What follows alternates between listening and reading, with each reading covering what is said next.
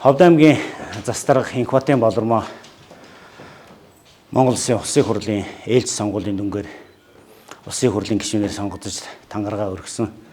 Ингээд Улсын хурлын гишүүнээр аймгийн Застарга маань сонгогдсон тул Монгол Улсын ерөнхий сайдын захирамж гарч болормоо даргаыг ажлаас чөлөөсөн байж байгаа. За ингээд та бүгдэд Монгол Улсын ерөнхий сайдын захирамжийг уншиж танилцуулъя. Монгол Улсын ерөнхий сайдын захирамж 2024 оны 7 дугаар сарын 1-ний өдөр дугаар 93 Улаанбаатар хот Застаргыг чөлөөлөх үүрэг хариуцуулах тухай. 1. Улсын хурлын гишүүнээр сонгогдсон тул Инх хотын болормоог Ховд аймгийн Застаргын үүрэгт ажлаас чөлөөлсөөгөө. 2. Ховд аймгийн Застаргыг шинээр томилогдох хүртэл хугацаанд Монгол Улсын Застаргаа нутаг дэвсгэрийн нэгж түүний удирдлагын тухай хуулийн 64-ийн 5 заасны дагуу түүний бүрэн эрхийг хэрэгжүүлж ажиллахыг Ховд аймгийн Застаргын орлогч Халтаан Батболдод өөрөг болсуугаа. Монгол Улсын ерөнхий сайд ил оюун эрдэнэ гэсэн байна. Энэ захирамжийг бас Батболд даргад гардуулж өгье. За ингээд бас Монгол төрийн ажил нэг ч өдөр нэг цаг тасалдгүйгээр ингээд үргэлжлэх ёстой. Ингээд аймгийн Застаргын тамгыг Застаргаа орлогчд гардуулж өгье. За ингээд ажлын амжилт, орон нутгаа хөгжүүлэх үүсэлд нь ажлын амжилт, эрүүл энх, сайн сайхан мөхнийг хүсье танд.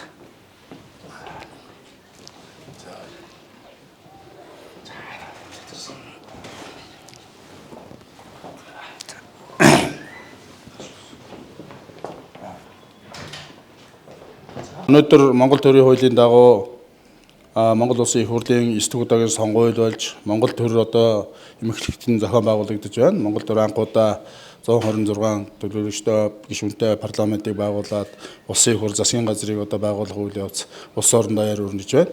За яг энэ үе шатад давхцаад Ховд аймгийн одоо засаг даргаар ажиллаж байсан Инх хотын болормоо дарга маань бас улсын их хурлын сонгуулийн 2 дугаар тойрогт баруун бүсэд одоо нэр дэвшиж ялалт байгуулан улсын их хурлын гишүүн болж тангараа өргөсөн, өчигдрөөс ихтэй ажилдаа орсон. За энэ дагуу Монгол төрийн одоо ажил 1 хоног 1 цаг одоо тасралтгүй үргэлжлэх ёстой. Засаг дарга бол засаг төрийн төлөөлөгч. Тэр утгаараа одоо хуулийн дагуу түүний орлогч нь одоо дараагийн засаг даргыг томилогдох хүртэл одоо засаг даргын эрхийг хэрэгжүүлэх юм хуультай. Тэгэд энэ дагуу Монгол төрийн Ховд аймгийн засаг даргын одоо өргөт ажлыг энэ хугацаанд хэрэгжүүлэх үүрэг нь одоо оногч байна. За мэдээж төрийн залгамж чанар төрийн ажлын одоо үргэлжлэл бол үргэлжлэнэ. Би бас аймгийн засаг даргынхаа орлогчоор ажиллаж байсан хүний хувьд энэ одоо гал тогооны ажлыг бүрэн мэдээ бас мэдэрч байгаагийн хувьд ажлууд маань үргэлжлэнэ.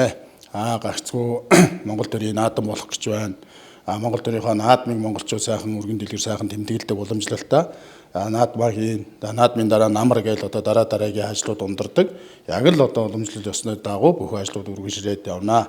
Хамгийн гол нь бид нар бас байгаль цагуур энэ нөхцөл байдалтай уялдаад одоо ургацураа авах бэлтгэл ажил үйлчлэлийн бэлтгэлгээд наадмын дараанаас маш олон ажлууд байгаа учраас бид нар илүү их хэрч хүчтэй энд ямар нэгэн орон зай цаг хугацааны алдагдал гаргалгүйгээр бид нар хэрч хүчтэй сайн ажиллах ёстой. Төрийн албан агчид одоо засаг даргын эрхлэг хүрээний агентлагуудын дарга удирдлагуудынхаа одоо хамтаар одоо энэ аймгийнхаа хөгжлийн төлөвлөсөн бүх ажлуудаа үргэлжлүүлээд ажиллах үүрэг оногч байна.